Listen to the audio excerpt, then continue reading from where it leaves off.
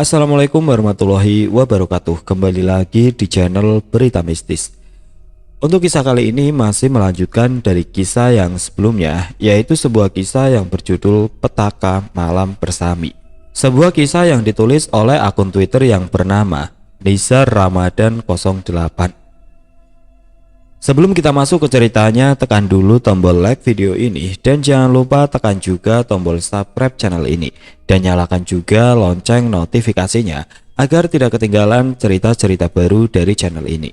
Dan bagi teman-teman yang ingin membaca langsung ceritanya, nanti silakan saja kunjungi linknya yang nanti akan saya sertakan di kolom deskripsi. Dan seperti apa untuk kelanjutan kisah ini, langsung saja kita simak berikut ini.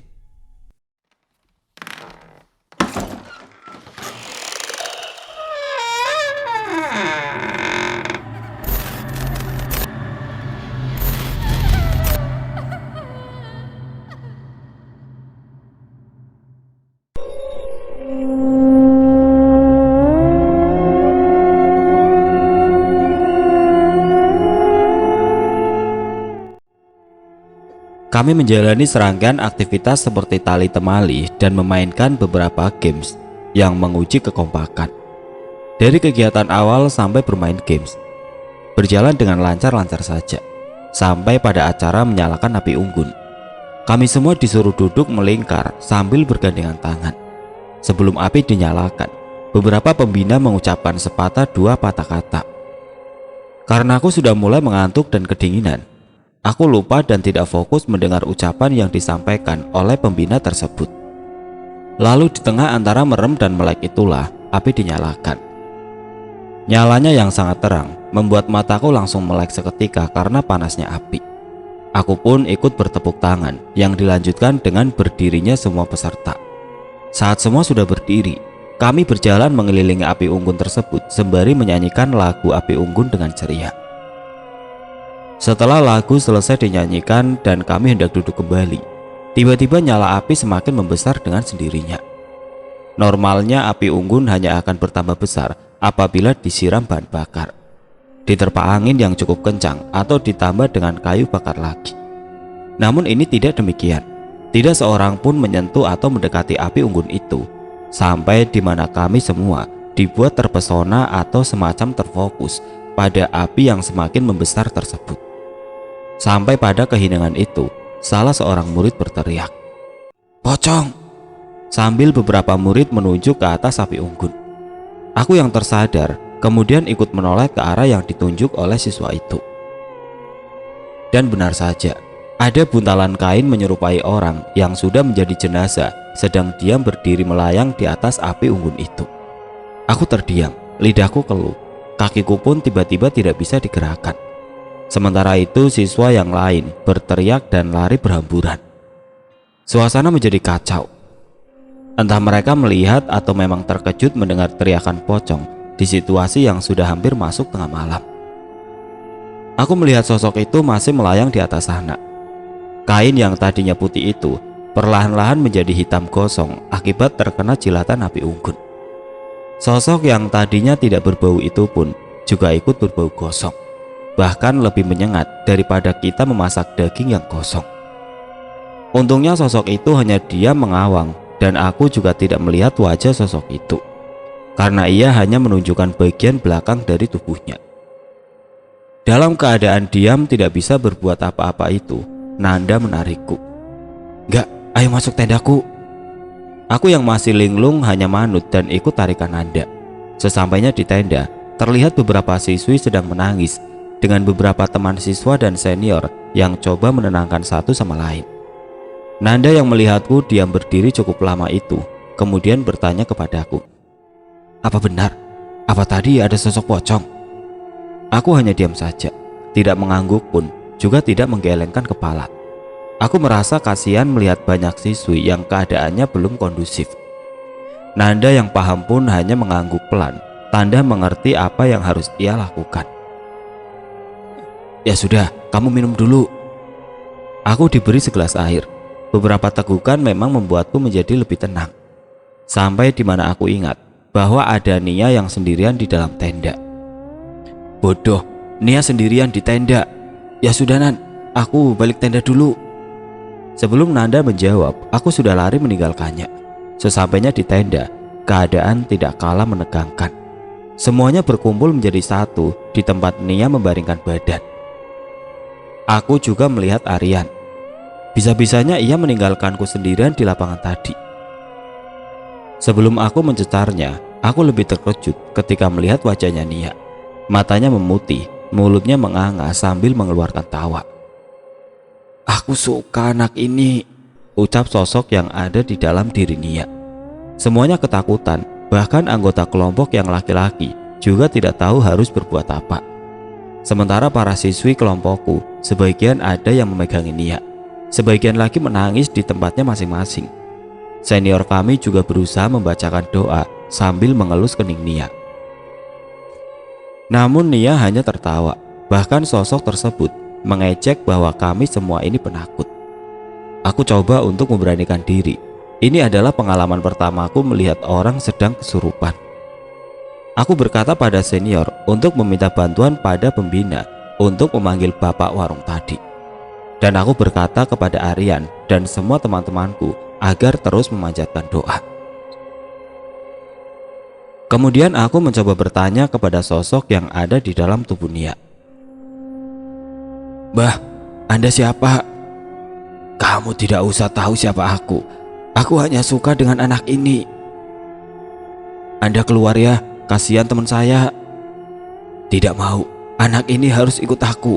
Soalnya anak ini sudah bikin kotor rumahku. Rumah Anda di mana, Mbah? Sosok itu hanya tertawa. Kemudian Nia beranjak berdiri sambil matanya melihat ke arah sekeliling dengan tetap tertawa. Namun seperti bukan suara Nia itu sendiri. Saat Nia akan berlari keluar tenda, aku, Aryan dan 2 teman cowok sigap untuk menahan Nia. 4 orang siswa laki-laki tidak mampu menahan kekuatan dari seorang Nia yang kesurupan. Saat ia lepas dari kami, ia menabrak kakak senior yang sudah membawa bapak pemilik warung tadi. Kami memaksa Nia untuk kembali masuk ke dalam, kemudian mencobanya untuk agar bisa berbaring. Butuh sekitar 7 orang untuk membuat Nia kembali berbaring. Kemudian sosok yang ada di dalam diri Nia itu meraung-raung, menangis, kemudian tertawa kembali. Bapak itu pun kemudian berkata, "Keluar sendiri atau kupaksa keluar."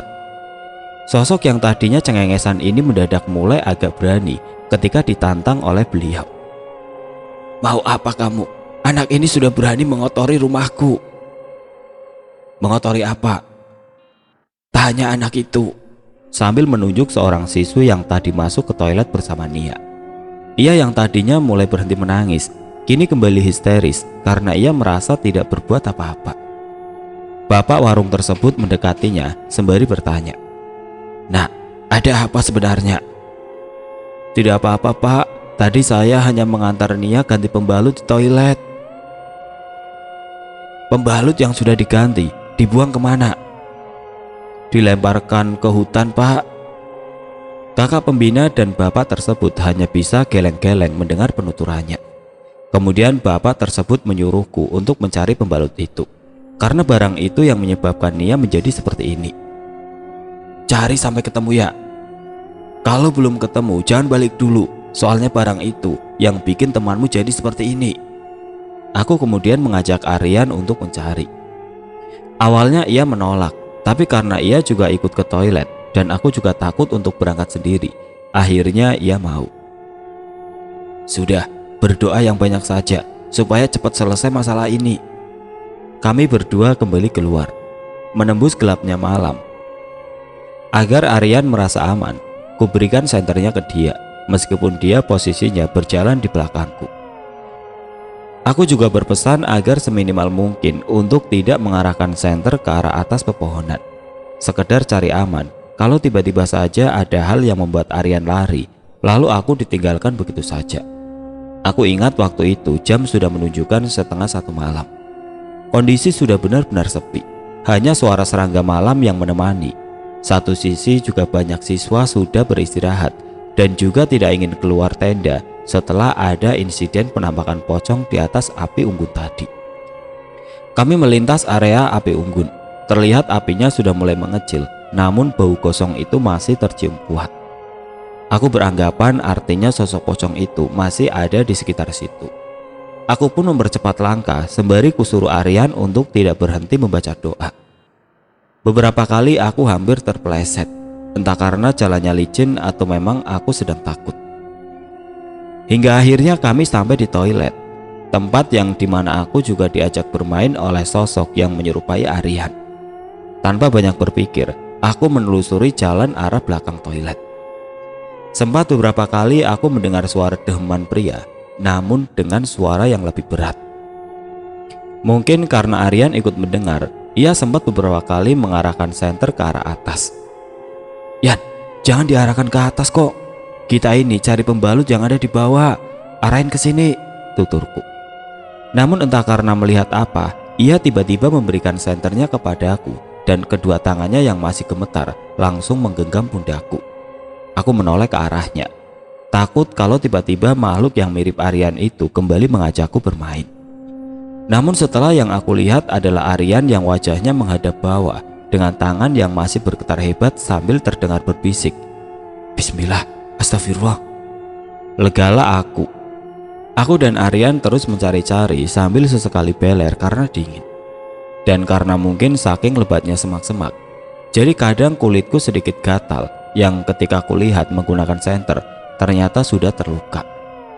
Mungkin terkena duri dari semak-semak itu. Setelah sekitar 15 menit mencari, aku menemukan sebuah benda berlendir yang sudah tampak kumal terkena tanah. Ketika benda itu kuangkat, bau amis pun langsung menyeruak. Kutanya Aryan apakah ini pembalut. Ia mengiyakan, karena jujur aku belum pernah melihat pembalut. Setelah Aryan memastikannya, maka aku segera memasukkan benda itu ke dalam kresek. Setelah itu kami langsung kembali ke tenda. Sesampainya di tenda, kulihat kakak pembina dan teman-teman lainnya seperti sudah kecapean memegangi tubuh Nia. Di sampingnya bapak warung tersebut masih mencoba berkomunikasi sambil membacakan doa. Setelah beliau melihat kedatanganku dan Aryan, beliau langsung meraih kresek yang Aryan bawa. "Barang ini harusnya dibersihkan dulu sebelum dibuang. Tapi ya tidak boleh dibuang sembarangan pula." Aryan kusuruh ikut membantu memegangi Nia, sementara aku menemani bapak warung untuk membersihkan barang ini. Sebenarnya bukan untuk menemani sih, lebih keingin tahu aja. Pembalut itu pun dikeluarkan dari kresek. Beliau berkata, "Memang dasar, barang kotor seperti ini kok dibuang sembarangan pula. Pantas saja mengundang demit." "Kok bisa, Pak?" "Demit atau setan itu paling suka dengan darah, apalagi darahnya orang perempuan yang sedang berhalangan. Ini akan jadi pembelajaran kalau barang seperti ini tidak boleh dibuang sembarangan, apalagi di tempat yang belum pernah kamu kunjungi." Aku memahami ucapan beliau. Paling tidak itu adalah nasihat untuk diriku sendiri agar lebih berhati-hati dan menjaga norma dan etika ketika berkunjung ke tempat atau lingkungan yang baru. Seperti sebuah peribahasa, di mana bumi dipijak, di situ langit dijunjung. Beliau kemudian membilas dan mencuci pembalut itu hingga cukup bersih. Setelah itu beliau seperti mengucapkan doa dan kemudian memasukkan pembalut itu kembali ke dalam kresek. Aku disuruh cari kresek lagi untuk melapisi kresek pertama. Kemudian aku membuangnya ke tempat sampah. Setelah itu beliau kembali masuk ke tenda dan kembali berkomunikasi dengan sosok yang ada di dalam diri Nia. "Barangnya sudah diambil, sekarang keluarlah." "Tidak mau, aku ingin mengajak anak ini." "Nantang kamu." Kemudian bapak tersebut memijat jempol kaki kanan Nia sambil membaca doa khusus, yang kemudian membuat Nia menjerit keras. Saking kerasnya, sampai-sampai aku tidak sadar bahwa sudah ada beberapa murid yang menyaksikan dari luar tenda. Untungnya para senior dan pembina menghadang mereka sehingga tidak menimbulkan kekacauan yang lebih besar. Setelah itu Nia terdiam lemas. Sepertinya sosok yang ada di dalam dirinya sudah keluar. Ia kemudian perlahan-lahan membuka mata dan melihat sekeliling. Ia juga kaget melihat banyak orang dan banyak temannya yang nangis. "Nak, kamu tadi kenapa?" "Tidak tahu, Pak. Seingatku tadi habis minum obat kok tiba-tiba tambah pusing. Setelah itu gelap. Terus di mimpi itu seperti ada perempuan tua yang marah-marah. Aku takut, terus aku lari, aku dikejar, lalu ketangkep. Kemudian dimasukkan ke sebuah ruang, tapi ruang itu kayak tidak asing. Pokoknya aku dikunci di dalam ruangan itu, kemudian gelap gulita, kemudian pas bangun kok rame begini. Lain kali, hati-hati ya nak. Ini tadi kamu habis kena musibah. Kalau misal selesai mengganti pembalut itu, jangan dibuang sembarangan. Dapat menyebabkan bala. Tutup bapak pemilik warung. Dia menangis, menyesali perbuatannya. Ia tidak mengira bahwa akan kejadian seperti ini. Sudah, tidak apa-apa. Dibuat pelajaran. Jangan diulangi lagi ya nak. Setelah itu beliau berpesan pada kami untuk tetap berhati-hati dan lebih menjaga sikap, karena takutnya kejadian serupa akan terjadi pada siswi lain. Kami semua mengangguk. Kemudian para senior pun pergi ke masing-masing tenda untuk memberitahu pesan yang beliau sampaikan. Setelah itu beliau izin untuk pamit. Tidak lupa pula kami mengucapkan banyak terima kasih karena sudah banyak membantu kami. Setelah situasi sudah lumayan lengang, aku mencoba untuk tidur. Jujur, meski perasaan masih tidak karuan, namun berbagai kejadian barusan juga membuatku lumayan capek. Jam menunjukkan pukul 2 dini hari. Masih ada waktu 1 jam untuk tidur, kemudian mengikuti acara selanjutnya. Sebenarnya acara jelajah malam dilaksanakan setelah acara api unggun, tapi karena ada peristiwa tadi, jadinya diganti ke waktu menjelang subuh. Setelah hanya tidur selama 1 jam untuk kami, raungan mikrofon sudah meraung-raung, tanda acara jelajah pagi akan segera dimulai. Aku menyuruh 2 orang siswi untuk menemani Nia. Paling tidak jika terjadi apa-apa, mereka tidak terlalu takut. Sehingga kelompokku akhirnya hanya menyisakan 5 orang saja. Kami berkumpul kembali di lapangan tempat tadi dilaksanakannya kegiatan api unggun. Sebenarnya masih ada perasaan was-was mengingat penampakan pocong yang tadi terjadi beberapa jam yang lalu. Namun karena hari itu sudah mau menjelang azan subuh, maka kupikir hal-hal semacam tadi tidak akan muncul seiring berjalannya waktu pagi yang akan tiba. Kami disuruh berbaris antri satu persatu kelompok. Senior menjelaskan bahwa jelajah pagi ini akan melewati beberapa rute kawasan wisata air terjun, di mana finishnya nanti berada tepat di tanah lapang yang dekat dengan air terjun. Kemudian kakak pembina menjelaskan bahwa di beberapa titik menuju air terjun juga terdapat 2 pos yang nantinya digunakan sebagai checkpoint peserta jelajah. Setelah semua dirasa paham, maka satu persatu kelompok berangkat menembus dingin dan gelapnya area hutan. Kebetulan kelompokku jalan paling akhir. Jadi setelah 5 menit kelompok depanku berjalan, kelompokku pun ikut menyusul mereka. Sebelum berangkat kami berdoa sesuai keyakinan masing-masing. Aku kembali berpesan, apabila ada kejadian aneh-aneh, jangan sampai lari terpisah. Sehingga kemudian kami membagi tugas. Aryan kusuruh menjadi leader dan aku akan berada di bagian belakang sebagai sweeper. Dengan tersisa hanya 5 orang anggota, ditambah lagi pencahayaan yang mengandalkan 1 senter saja, membuat kami harus berjalan dengan hati-hati. Suasana sunyi dan suhu dingin dataran tinggi membuat kami sedikit menggigil. Sempat kami juga beberapa kali terpleset akibat jalan yang cukup licin. Bukannya sakit, kepleset justru membuat kami saling menertawakan. Untungnya kami tidak mendapat gangguan sampai tiba di pos 1. Sesampainya tiba di pos 1, kami diberi beberapa pertanyaan oleh 2 orang senior, di mana bila menjawab benar, kami akan mendapatkan beberapa kacang rebus untuk bekal menuju pos 2. Aryan yang memang sejatinya cukup cerdas pun dengan mudah menjawab pertanyaan yang diberikan. Karena berhasil, maka kami mendapatkan kacang rebus yang cukup banyak.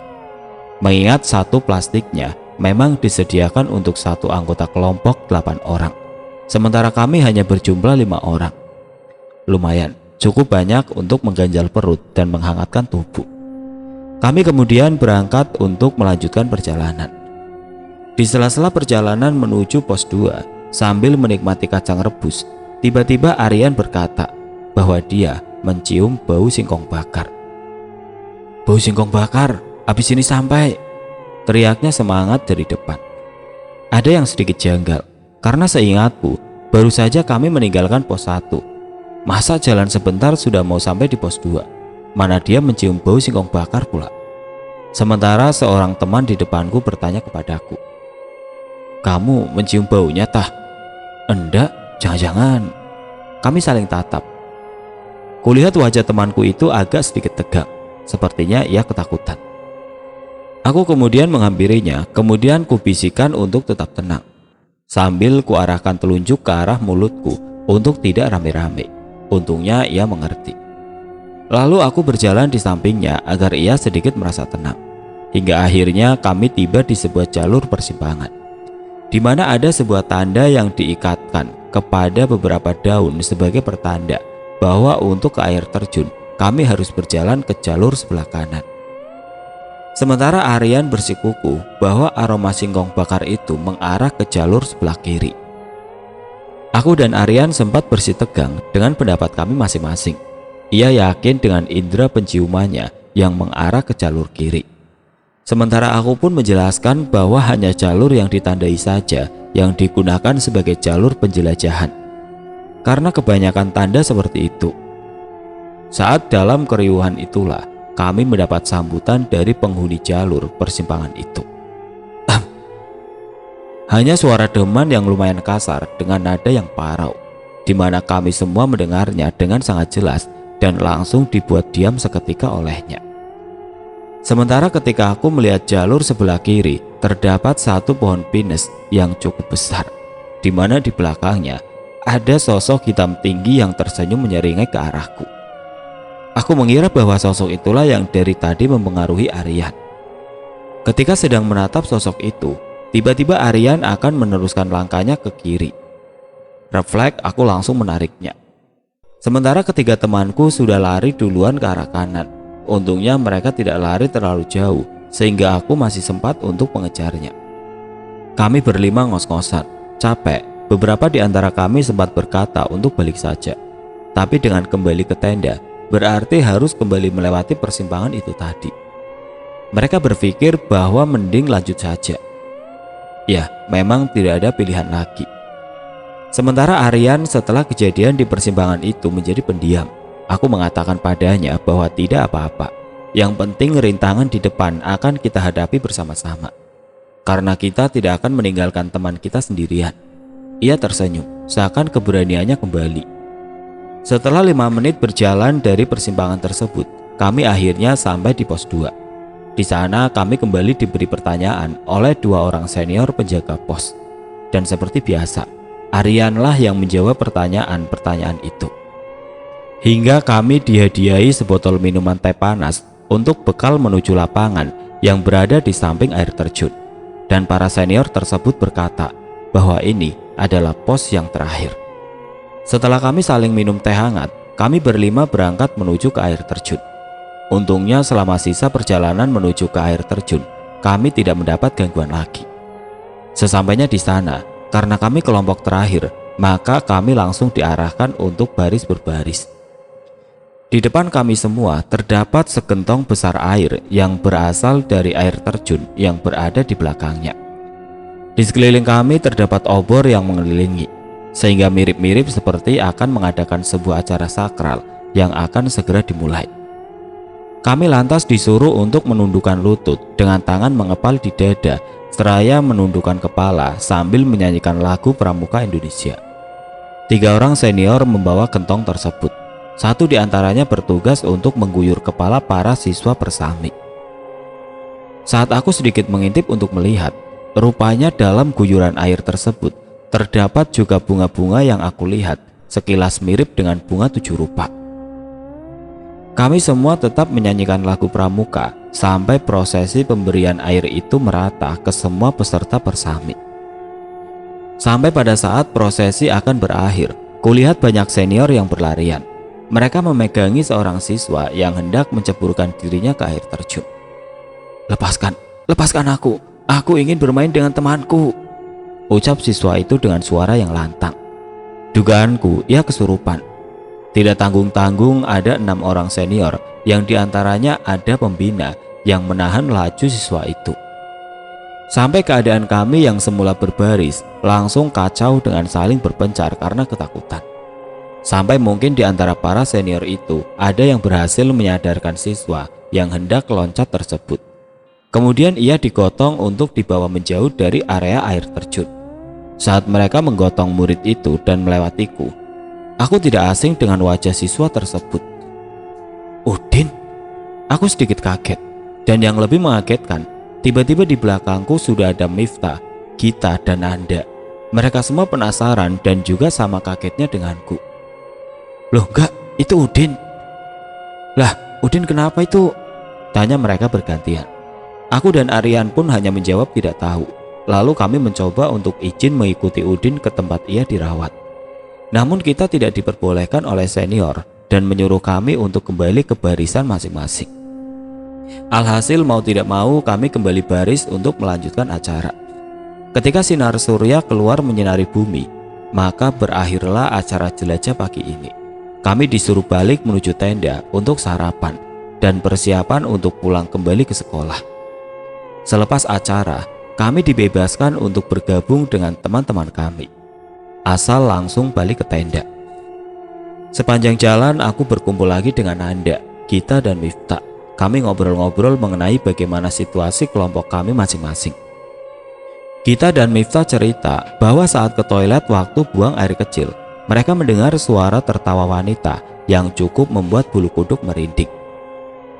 Lah, masa mau lari? Terlanjur dapat posisi enak kok, ucap Gita sambil tertawa. Sementara Miftah sendiri mengurungkan niatnya buang air di toilet dan lebih memilih untuk melakukannya di belakang tendanya sendiri. Daripada kena seperti temanmu, mending cari aman, yang penting permisi dulu. Sementara Nanda mengungkapkan bahwa semenjak ada kejadian di Api Unggun, ia tidak keluar tenda karena takut. Setelah mereka bertiga memberi ceritanya masing-masing, kini giliranku dan Aryan yang bercerita. Aryan menambahkan yaitu pada saat aku pergi ke warung. Ia merasa ketika sedang di dalam toilet bahwa dia mendengar di luar toilet begitu ramai, seperti pasar. Dan di dalam ketakutannya itu, Aryan sebenarnya memanggilku, tapi ia berkata bahwa aku sama sekali tidak menjawab. Setelah selesai dengan urusannya, ia membuka pintu toilet. Betapa terkejutnya ia ketika suasana sangat sepi dan aku sudah tidak ada di depan toilet. Sontak Aryan pun menggedor pintu yang ada Nia di dalamnya. Nia dan temannya pun keluar dari dalam toilet dengan kondisi bingung juga. Bingung karena melihatku tidak ada dan melihat Aryan dengan kondisi yang ketakutan. Akhirnya Aryan mengajak Nia kembali ke tenda yang kemudian satu persatu kejadian beruntun terjadi setelahnya. Tidak terasa ketika kami bercerita, kami sudah sampai di tempat tenda. Aku mengecek tendaku terlebih dahulu untuk melihat kondisi Nia. Dan untungnya dia sudah agak sembuh. Sebenarnya agak kasihan juga sama Nia. Dia sudah jauh-jauh ke sini untuk ikut kegiatan persami, tapi malah mengalami kejadian di luar nalar. Ya syukurlah dia berhasil melewati itu dan mengambil pelajaran yang amat sangat berharga baginya. Kemudian kami pergi ke tenda medis. Ketika masuk, kami melihat Udin yang mulai sadar. Kami semua menunggu ia bercerita sendiri, dan ketika kesadarannya sudah sepenuhnya pulih, ia menangis. Aku kapok, sudahlah, ayo pulang. Kami semua yang berada di dalam tenda hanya bisa saling pandang, tidak mengerti dengan maksud perkataannya. Ketika salah satu senior bertanya kepadanya kapok kenapa, Udin kemudian menceritakan apa yang membuatnya kesurupan pada tadi subuh. Tadi malam setelah acara Api Unggun, aku kembali ke tenda, mau tidur tapi kedinginan. Waktu sudah di posisi mau tidur itu, aku dibangunin sama Mas Emo. Aku ditawari minum biar tubuhku hangat. Aku diajak agak menjauh dari tenda, terus Mas Emo ngeluarin botol dari dalam jaketnya. Memang kalau dilihat dari luar, kayaknya teh hangat. Tapi pas aku minum, ternyata itu alkohol. Bodohnya aku malah minumnya kebanyakan, soalnya aku kedinginan. Terus setelah minum banyak, jadi kesadaranku antara sadar dan tidak. Kemudian aku balik ke tenda dengan Mas Emo. Mas Emo langsung tidur. Sementara waktu aku mau merem, aku lihat sosok anak kecil berbulu hitam, bermata lebar, tersenyum ke arahku. Dia ini ngikutin aku terus sampai acara jelajah. Sudah tak suruh pergi sampai aku memakainya juga tidak mau pergi. Malah aku dilihatin teman-temanku yang nganggep aku sudah gila. Puncaknya adalah ketika sampai di lapangan dekat air terjun waktu acara mandi itu, tiba-tiba aku blank. Terus bangun-bangun sudah ada di sini. Kami semua terdiam, terutama Miftah dan Gita yang sepertinya shock. Tidak menyangka temannya, sahabatnya, Udin, ternyata minum minuman keras. Entah karena emosi atau apa, mereka berdua pun langsung keluar tenda. Nanda kusuruh untuk mengikuti mereka berdua. Dan bila memungkinkan, kusuruh untuk mencoba menenangkan. Tinggal aku dan Aryan yang sama-sama tidak bisa berkata apa-apa. Hingga akhirnya kami disuruh keluar tenda untuk berkemas-kemas dan bersiap untuk pulang. Kami disuruh membongkar tenda karena acara persami sudah selesai. Sembari menunggu jemputan, kulihat Udin dan Mas Emo digandeng ikut masuk mobil bersama kakak pembina. Karena mereka dinilai telah melakukan kegiatan yang dilarang oleh sekolah dan acara persami itu sendiri. Beberapa hari kemudian, ketika kami sudah kembali melaksanakan pembelajaran, aku baru tahu dari Gita bahwa Udin orang tuanya dipanggil ke sekolah dan dia diskorsing selama 1 bulan karena perbuatannya. Pantas saja setelah giat bersami, ia tidak masuk sekolah seperti biasanya. Sementara untuk Mas Emo, ia mendapat surat peringatan kedua dan yang terakhir, karena apabila Mas Emo melanggar aturan sekolah lagi, ia akan dikeluarkan dari sekolah. Semenjak saat itu pertemanan kami sudah tidak sama lagi. Keempat temanku sepertinya sudah hilang respek ke Udin karena mereka secara tidak langsung menjauhi Udin. Sementara aku tetap sebangku bersamanya, meski kami juga sudah tidak banyak bicara lagi seperti dulu. Sampai pada kenaikan kelas di mana Udin naik kelas ke 8D dan aku di 8B. Dan di 8B itulah aku kemudian sebangku bersama Aryan sampai nanti kelas 3 dan lulus dari sekolah. Dan itulah pengalamanku waktu persami yang hingga kini masih terngiang-ngiang di benakku. Memang banyak kejadian di luar nalar yang aku alami dan teman-teman. Namun dari situ juga aku mendapat banyak sekali pelajaran untuk lebih beretika ketika kita mengunjungi tempat yang belum pernah kita kunjungi. Karena sejatinya kita hidup berdampingan dengan mereka.